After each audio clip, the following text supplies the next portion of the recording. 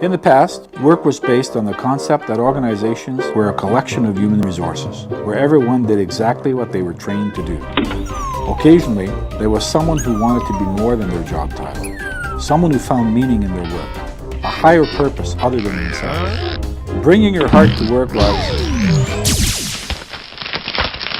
not encouraged. Life was reduced to the mundane madness of minutiae.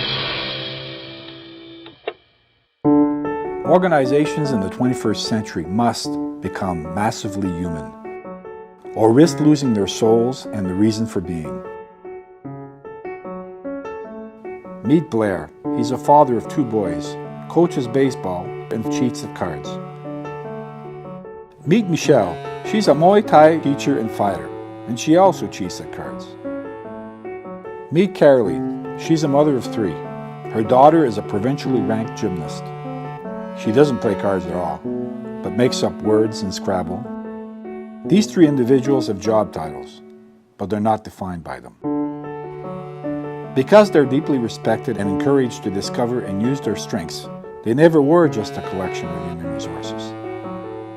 They're a part of a rich workplace community of talented human beings who work together to serve others in their community, in and outside of work. You don't leave your heart at the door in our workplace community. We're all called to greatness by filling our lives with courage, value, purpose, and strength. The strength we never knew we had. It calls us to be more and do more than we ever thought possible. That's what it means to build community in the workplace.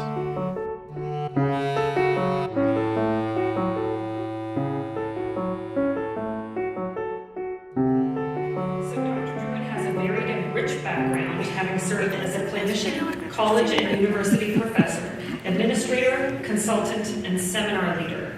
He has conducted extensive research in the area of nurturing workplaces and their impact on the stress and morale of employees. Dr. Drouin's vision for his life is people are precious. His life mission is to be an instrument of transformation in the lives of individuals and organizations. Ladies and gentlemen, please welcome Dr. Hugh Drouin, Commissioner of Social Services with the Regional Municipality of Drouin.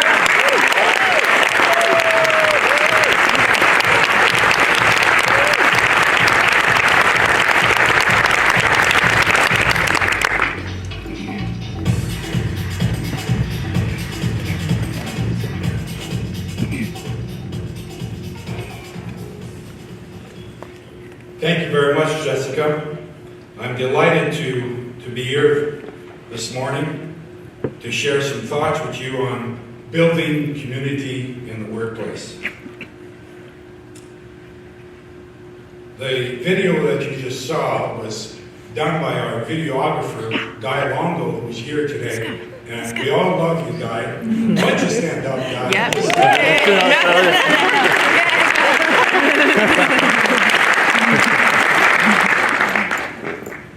In every organization today, there's someone whose spirit is slowly being crushed.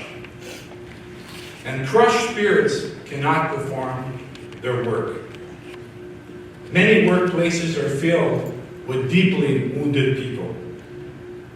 Much of the suffering comes from the lack of support, compassion, and feelings of alienation that workers often experience in their places of work. Many feel that their contributions are ignored, that their strengths and gifts are underutilized. They feel that what they do, but even more importantly, who they are as human beings, is not important. Early in my career, I worked in a maximum security penitentiary as a psychotherapist. One of the things that the inmates did with each other to punish each other was what they call putting them on the dummy. So if you were put on the dummy in the maximum security penitentiary, it was the worst thing that could happen to you, because it was as if you didn't exist. It was as if you didn't matter to anything or for anyone. And inmates would come to me and tell me, Hugh, that's the worst punishment. It's worse than being incarcerated. I'm telling you this story because I wonder how many of us are put on the dummy in our workplaces today.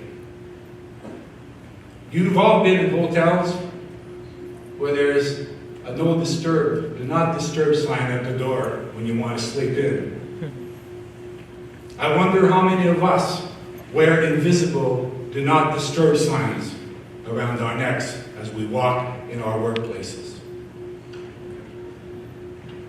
Well, that's why today leaders are not called to be heroes. They're called to be healers.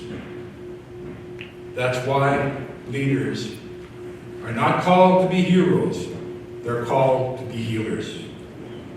They have to be willing to be disturbed by opening their minds and by opening their hearts. Healing workplaces and helping employees reach their full potential is the way of community. Now, what is community in the workplace? First of all, it's building the creation of a regenerative workplace culture where the heart, mind, and spirit are welcome.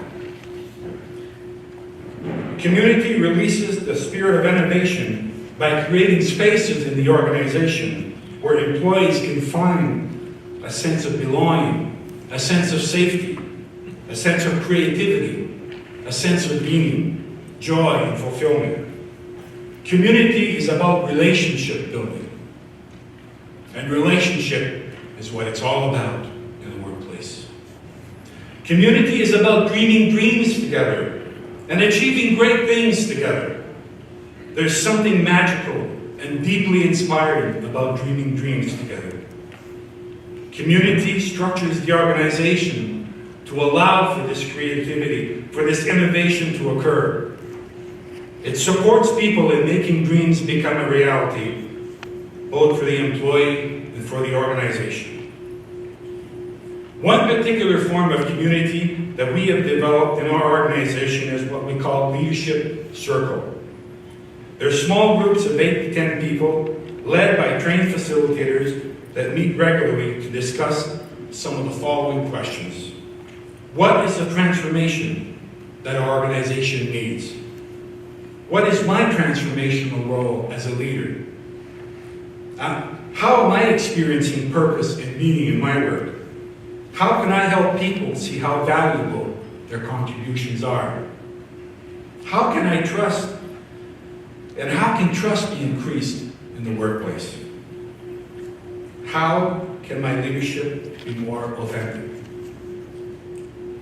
Leadership circles are built on the principle that everyone in the organization is a leader, regardless of their role. They all have something to contribute, and leadership is influence. Just want to give you some samples, testimonials from Leadership Circle graduates. And this is what they say. I've learned a lot about myself and what type of leader I am, and I've gained insight on how to further my skills. I've appreciated the opportunity provided to reflect on who I am as a person and as a leader. I'm willing to take risks rather than sit back in fear. I now have greater self-confidence. Leadership circles have helped me to grow and develop into a better manager, and more importantly, a better person. I've acquired a strong sense of belonging. I have renewed appreciation for how we come from different jobs and have different priorities. Leadership Circle is a safe place to discuss things without being judged. These sample testimonials speak to the following themes in the workplace community: self-awareness and authenticity, self-confidence and empowerment, personal and professional growth, connection and relationship building, emotional safety and trust, collaborative learning through sharing both from the head and from the heart. Now, community is not easy to build in an organization. It requires courage, and it requires even more courage to maintain it. But let me tell you, when the rubber hits the road, you want community in your organization. And I'm going to tell you a story now that's so raw and so recent for me that if I'm a little emotional, I'm not apologizing. On Monday morning, I woke up to a call that one of our long-term care facilities, and we have 4 of them, had a major fire that would likely destroy the building. We had to get 192 residents out of the building. Our staff went to work. They were just amazing. It was incredible to see them work. They got 192 residents out safely. There were no injuries to staff or residents. It was a miracle.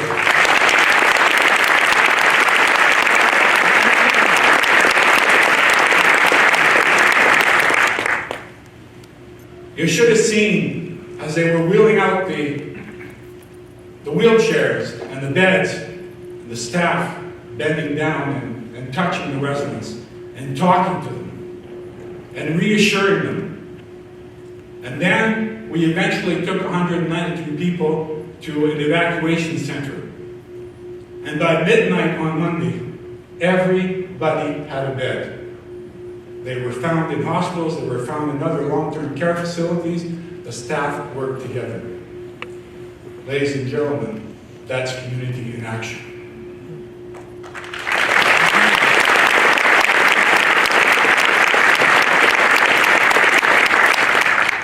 Someone said that you quickly forget the people that you laugh with, but you never forget the people that you cry with. And I tell you, there was a lot of crying Monday night and after. Crying because we were all so shocked, so sad, but at the same time deeply overjoyed that nobody was hurt. What's community in this? The lesson is that we take care of our staff. When the rubber hits the road, they will take care of each other and they will take care of the residents. In conclusion, I want to share a little story with you. When we got the level 4 gold, one of the reviewers came to me and said, "Hugh, I want you to write your legacy." And I thought, what do you mean I write my legacy, you know? He said, "I want you to read it to me when I come back after lunch." His name was Robert. I don't know if he's here today, but Robert, if you're here today, you'd make me sweat. And this is what I wrote. I want people to know that life is more than work. I want them to deeply experience their career year as a time in their lives that contributed to their growth as human beings first, and as professionals second. I want them to remember that their time in this workplace was meaningful, rewarding, and growth-producing. I want people to have experienced acceptance, compassion, and a sense of belonging in their journey here. I want their time here to be a launching pad for their continuing journey.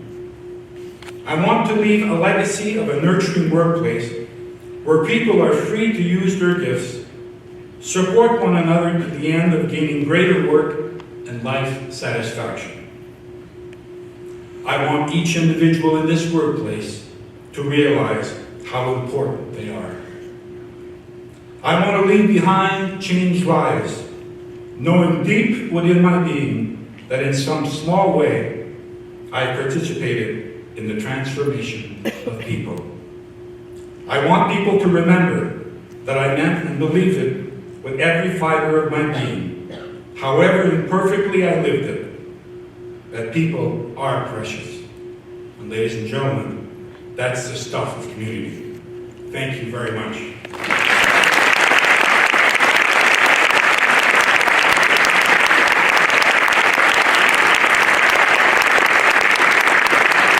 A little commercial break.